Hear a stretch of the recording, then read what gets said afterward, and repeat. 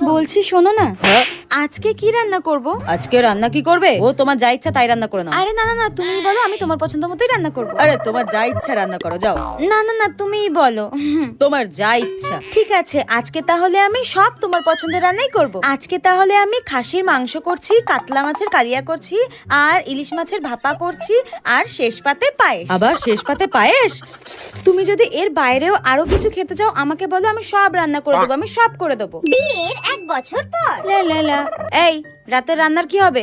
হ্যাঁ তুমি ওই একদম পাতলা করে চিকেনের ঝোল রান্না করো, রাত্রে ওটা দিয়েই খেয়ে নেবো। হ্যাঁ চুপচাপ রান্নাটা গিয়ে করে ফেলো। হ্যাঁ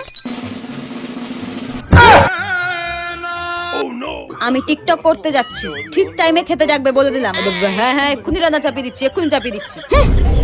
करके फंस गया यार अच्छा खासा थका मारा